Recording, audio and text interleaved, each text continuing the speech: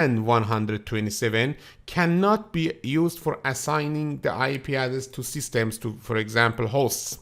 You know that for one host, okay, we can assign this IP address 1111 or for example 10111. Okay, you know that these two IP addresses are residing in class A, but we can't assign the IP addresses starting with 0, for example 111. Okay, and also we can't assign the IP address with starting with 127.1.1.1, for example. Okay, why? Because these two range are reserved for a special usage.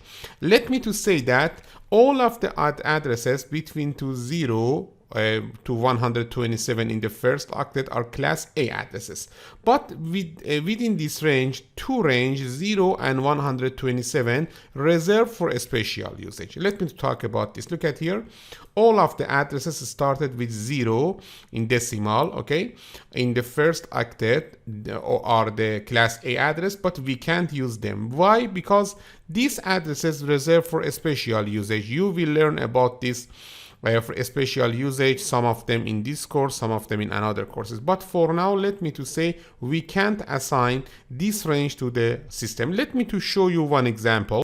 Look at here. This is the IP configuration page of one PC. You will learn about this. Don't worry about that. I'm going only to show you if I assign 0 in the first part, I will receive one error. Look at here. When I'm going to use quad 1, I don't have any problem. But if you use, for example, 0, 1, 1, 1, 1, and after that going to another, for example, field, here you can see this is an invalid IP address. This means that we can't assign the IP addresses started with 0, but when you are using quad 1, you don't have any problem. Okay, don't worry about the other features, subnet mask or default gateway.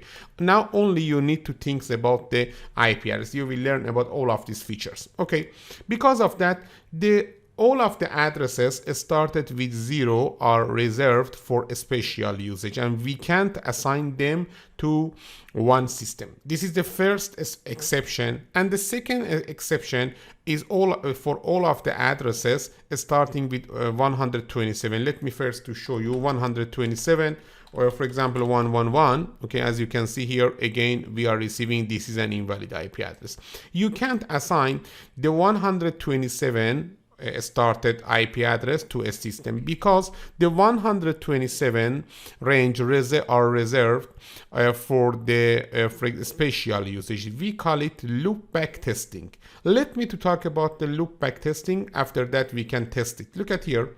You know that for every host, for every PC, for example, or host, we need to assign one IP address. For example, we are assigning this IP address 192.168.1.1. It's okay. Also, in all of the hosts with TCP/IP, okay, enabled host, we are by default we have by default this IP address 127, okay, and then 001. This is the one of the famous addresses in this range.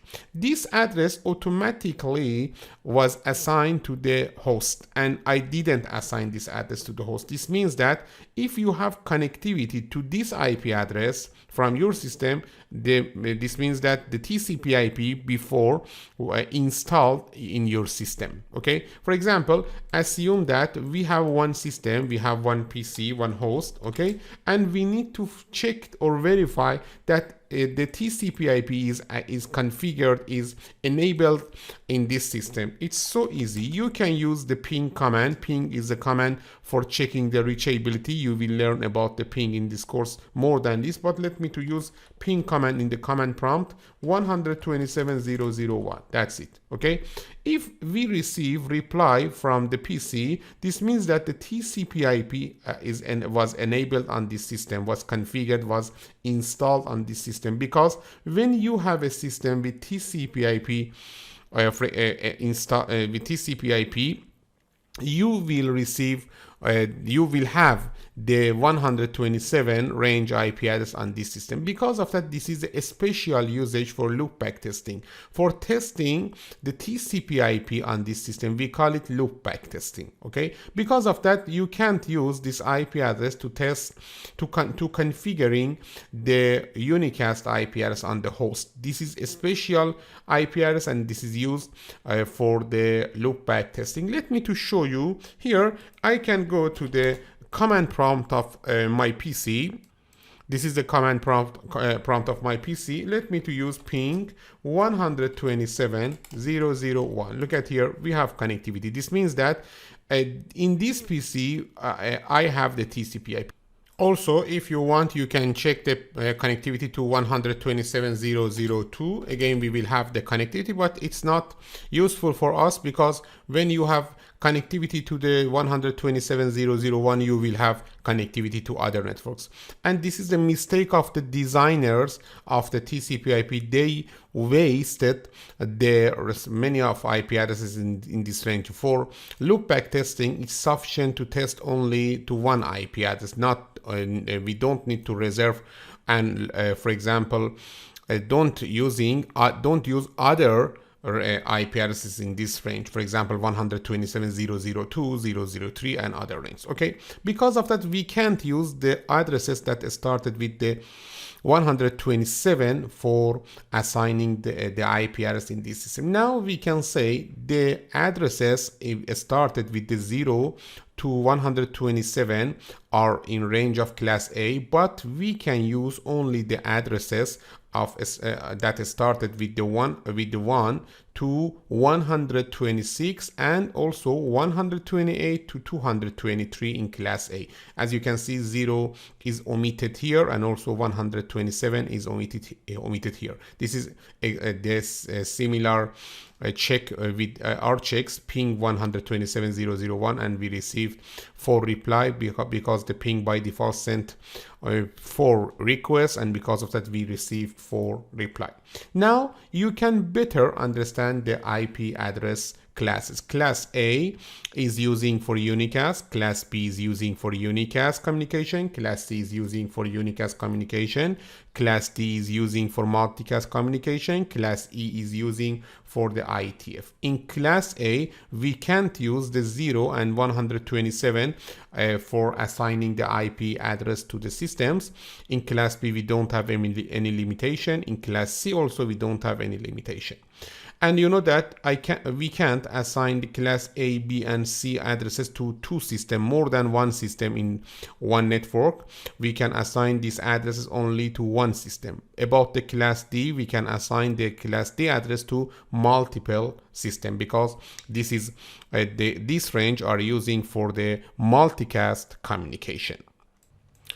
In the next video, I'm going to talk about the IP, but about the more detail about the IP address. You know that we can use class A, B, and C, and in the next video, I'm going to show you the range of these classes and why we need to use different approach than the IP address classes. You will learn about these topics in the next video, but for now, it's necessary to reviewing the concept of this video. Don't forget that if you want to be a master in CCNA in networking, okay, you need to first understand the concepts, and then for example, you need to be a master in IP addressing. Step by step, you can be for example, professional in the configuration, in the verification or troubleshooting of the networks. Because of that, it's so important and it's so necessary that learning these fundamental concepts. In the next video, you will learn about again the IP address, but now we will talk about some of the more advanced features of the IP address, about the classes. You will see some shortage of the IP address classes, and after that we will give you we will experience the solution of that shortage we call the classless networks. Let me to talk about these topics in the next video. For now, it's time of you need to review this video. If you want, you can take a note from this video, and after that, after understanding of after reviewing all of the concepts in this video, please come with me to the next video. Again, I am going to talk about the IP, but about the detail of IP addressing.